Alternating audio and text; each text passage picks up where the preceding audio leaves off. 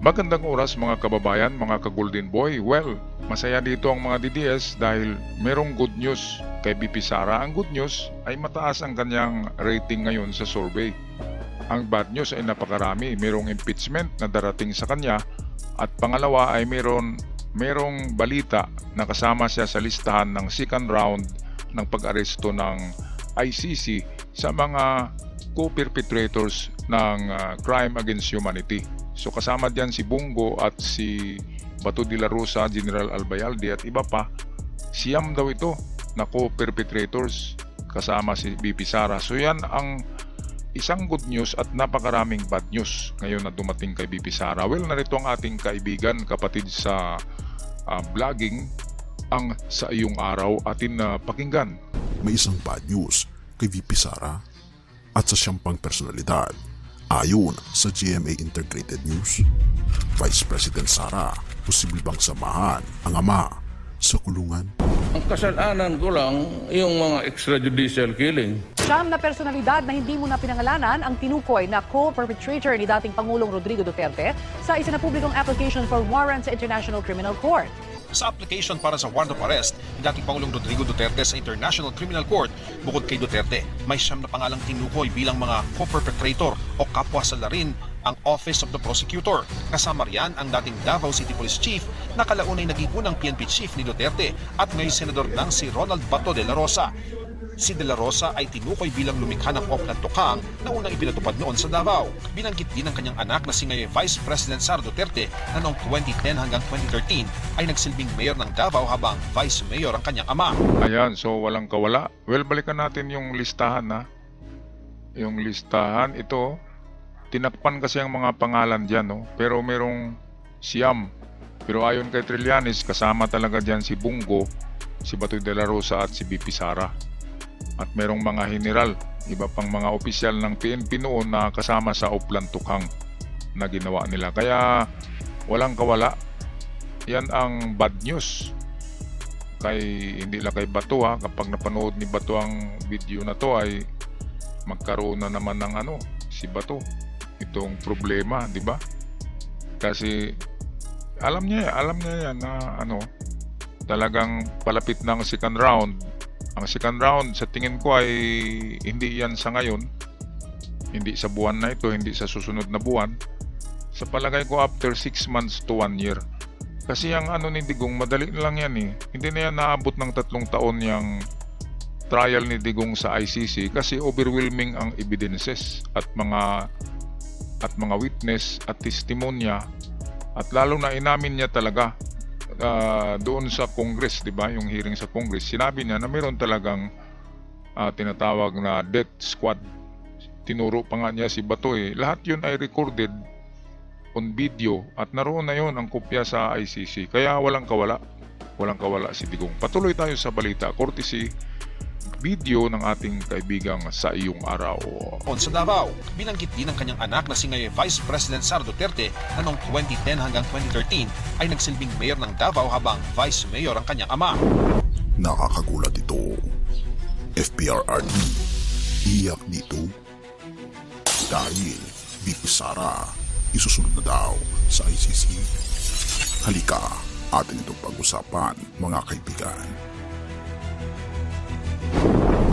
Ang tinitignan na baka maisuhan ay si Bato de la Rosa, Bongo, at baka si Vice President Sara Duterte. Ito ay kaugnay dun sa kanyang involvement dun sa EJ case when she was mayor of Davao City. Kasi maaaring sinimulan ni Duterte yung extrajudicial killings when he was mayor, pero nung nag-mayor si Sara Duterte ay nagbigay siya ng bagong direktiba ayon sa salaysay ni Arturo Las Cañas na ito na yung Tokhang version ng EJ case. My mother warned me about me as the next target for the ICC. Hindi tayo hihinto rito. Kailangan natin dito yung susunod, itong impeachment ni Sara. Kailangan tuloy-tuloy sa conviction para hindi na mawala na yung posibilidad na may babalik na Duterte sa poder dito sa ating bayan. Ayan, so bakit nga ba ayaw nating babalik pang panahon na yun? Ang kapanahonan ni Digong. Dahil nasa madilim tayo na yugto, hindi lang natin nakikita kasi hindi naman brown out. Ibig sabihin, madilim, Dahil nga sa tukhangan. Imagine 30,000 katao namatay dahil sa tukhangan, pinagbabaril lang. 'Di ba? Yung mga pulis na nagabaril noon ay dala-dala nila ang konsensya na yan hanggang mamatay sila, ay nakikita nila yung binaril nila na tao. Palaging nakikita nila yun sa panaginip. Kung hindi sila makonsensya, hindi sila tao. 'Di ba? Makonsensya nga tayo, makapatay tayo ng pusa at aso, 'di ba? Kung nakapatay ka ng tao, talagang bangungutin ka niyan kasi may mga espiritu yan, may multo. Kaya hahabulin ka talaga ng multo. Magkamalas-malas ang buhay mo kapag mayroon kang napatay na tao. Yan, totoo yan. O ayan, anong nangyari kina Digong ngayon, kina Bongo, kay Bato? Sinusundan sila ng malas, di ba, kay BP Sara. Ngayon hindi yan nakikita ng mga DDS. Akala nila ay walang kasalanan kasi hindi sila nakikinig sa mga balita na totoo. Napakalaki ang kasalanan ni Digong sa bansa, sa sambayan ng Pilipinas, pero para sa DDS ay walang kasalanan daw si Digong. Ano ba naman yan? Ngayon, hindi ito political, itong paghuli kay Digong at paghuli kina BP Sara. Kalagit na dyan si Harry Roque. Hindi yan political harassment. Yan ay nangyayari yung kay Roque lang bago pa yon.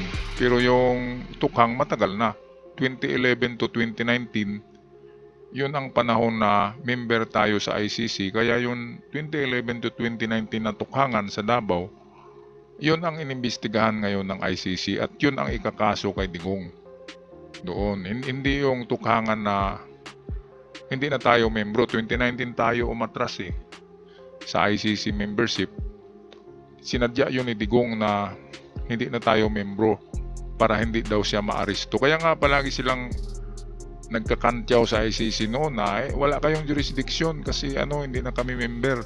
Pero hindi nila tinitingnan na mayroon din silang tinukhang 2011 to 2018. Yun ang panahon na kakasuhan ng ICC si Digong at ang kanyang mga co-perpetrators na 9. Siyam ka co-perpetrators na kasama na dyan Bongo, Bato at BP Sara. Alright, balik tayo kay ating superhero. Grabe, matapang na tao talaga to. Imagine, grabe, pinaghunting na to noon ng mga death squad ni Digong, pero wala silang nagawa dahil magaling, military at PMA year Paano nila mautakan yan? Mas mautak yan sa kanila. Kaya yan, nag-survive para isiwalat lahat ang kalukuhan ni Digong. Balik tayo kay Trillanes. Ito nangyayari kina Duterte, kay Sara. Again, hindi ito dahil threat sila sa political future ng kung sino man. Tama. Kaya sila iniipit. Hindi. Ito yung mga talagang nagkasala, gumawa ng mga labag sa batas. Nakakagulat ito. Bakit iiyak si FPRRD? At bakit sinabi ni VP Sara na ako na ang susunod? Alam mo yung feeling na bigla kang napapaisip kahit hindi mo balak. Hindi mo mapigilan ang sarili mong tapusin ang bawat linya kasi nakakagulat ito. Pero teka lang, huwag kang bibitiw dahil sa dulo ng artikulong ito, baka ikaw na mismo ang magtanong. Totoo nga ba si VP Sara susunod na? Nagbitiw si Vice President Sara Duterte ng payag na hindi basta-basta. Sinabihan ng nanay ko, mag-ingat ako kasi baka ako na ang isunod ng ICC. Ito yung nagsabi na ina. Sa palagay ko ang kanyang tunay na ina si Zimmerman. Isang German. Of course ang Germany ay membro yan ng ICC, European yan. Kaya siguro nakarinig ang kanyang ina ng tungkol kay Digong. Siguro bumisita naman yun sa ICC, yung kanyang ina na tunay, yung German. Kaya alam niya ang patakaran ng ICC kasi nga European yun. Alam nila ang Rome Statute, yung mga batas diyan. Kaya ito, payo ko kay Sara ay magpakulong na lang siya dito sa Pilipinas. Mas maganda ang treatment dito. Magpakulong na lang siya kasi kung hindi siya makulong ay kukunin talaga siya ng ICC. Ngayon, kung makulong na siya sa Pilipinas, sabihin natin 2 taon, ay double jeopardy. Hindi siya pwedeng kasuhan pa kasi double jeopardy na yan. Sa batas natin, hindi pwedeng kasuhan ng tao na may kaso na. Kaya yan ang clever na gagawin ni Sara. Magpakulong siya dito sa Pilipinas kasi kaibigan niya naman dyan sa BGMP, ang mga dyan, opisyal. At bibigyan siya ng VIP treatment, di ba? Bibigyan siya ng magandang room na katulad sa mga VIP noon. Kaya yan ang pinaka-clever para hindi siya madala doon sa walang doon eh. Hindi mo pwedeng babayaran yung mga judge doon sa ICC. Sa Pilipinas, malaki ang tsansa na magkaroon ng pardon si BP Sara at pwede rin bayaran nila yung judge, di ba? Para mapalabas siya ng maaga. Sabihin natin 1 taon lang na pagkakulong dahil binayaran niya lahat ng judge. Pwedeng magawa yan kasi Pilipinas to eh. Kaya ang genius move para kay Sara, payo ko lang to sabihin nyo sa kanya mga DDS na mayroong magandang payo si Golden Boy para sa'yo. Dito ka na magpakulong sa Pilipinas para hindi ka nakakasuhan, hindi ka nadadamputin ng ICC kasi double jeopardy na. Ibig sabihin ng double jeopardy, hindi kakasuhan ang isang tao ng pangalawang kaso kung meron na siyang kaso na isa na itong active na case. Kaya yan ang ginagawa ng ibang para hindi sila makasuhan ng mas malaking kaso, mas mabigat na kaso, magpakulong sila doon sa medyo mababa lang na sentensya.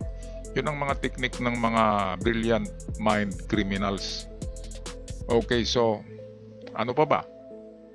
Di patuloy natin ng video, courtesy ng ating kaibigang Sa Iyong Araw. Maraming napalingon, maraming natahimik. Pero bakit ngayon? Bakit sa lahat ng pagkakataon, ngayon pa niya sinabi ito?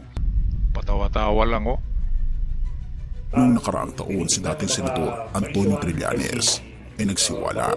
May mga testigo raw na nagsabing kasama si VP Sara sa mga tukhang operations mula 2016 hanggang 2022 habang siya ay alkalde ng Davao City. Hindi ito chismis lang, kundi isang bahagi ng iniimbestigahan ng ICC. Hindi lang basta binanggit, may sinumpaang salaysay, may pangalan, at isa ang pangalan ni VP Sara sa lumulutang. Baka ang akala ng iba, tapos na ang bangungot sa pagkakaalis ng bansa sa Rome Statute noong 2019. Pero hindi, saklaw pa rin ng investigasyon ang mga pangyayari mula 2011 hanggang 2019. Ito ang sinabi ko na akala nila Digong ni Bato de la Rosa, yan ang pinangalandakan nila na walang jurisdiksyon, walang jurisdiksyon. Yan ang binabalik-balik nila ng mga salita Wala daw jurisdiction ang ICC sa Pilipinas. Totoo. Noong mag-withdraw si Digong, sinadya niya yan na mag-withdraw sa ICC para hindi daw siya ma-aresto. Totoo. Hindi siya arestuhin sa taon na hindi na tayo membro, 2019. Hindi siya arestuhin. Hindi siya kakasuhan sa mga ginagawa niyang kabalbalan sa 2019 hanggang kanyang pag-alis sa pagka-presidente. Pero kakasuhan siya doon sa mga panahon prior to 2019. Yung membro pa tayo, 2011 membro pa tayo. Si Pinoy kasi ang nagpamember niyan Yan ang hindi natin alam kay Pinoy Si Pinoy ay meron ding naiambag pala para ayaw kasi ni Pinoy kay Digong. Talagang kalaban ni Pinoy si Digong. Kaya sinigurado ni Pinoy na makulong si Digong. Nagpamembro si Pinoy sa ICC kasi alam niya na nagtukhang-tukhang na si Digong sa Davao noong 2011 Kaya nagpamembro na si Pinoy. At alam niyo ba na si Pinoy ang nagtatago kay Matubato at si Pinoy ang tinago niya yan si Matubato para hindi ma-liquidate, hindi ma-assassin ng mga death squad ni Digong. Si Pinoy ang nagtago niyan. Kung wala si Pinoy, ay wala na, deadball na yan si Matubato. Kaya mayroon ding nagawa at least sa huling sandali ni Pinoy sa fight for Team Kadiliman, Team Lagim, ay nakatulong pala si Pinoy dyan. Yan ang hindi alam ng iba merong nagawa si Pinoy. Kaya okay, salute ako kay Pinoy at lalong salute ako kay Trillanes. Dahil ang tagal-tagal na pinaghabol ni Trillanes itong mga Duterte, lalo na si Digong. Okay, tapusin natin ang ating balita, courtesy ng Sa Iyong Araw. Sa panahon kung saan si Duterte ang vice mayor, habang si Sara naman ay mayor ng Davao, isang perfect match sa mata ng ICC.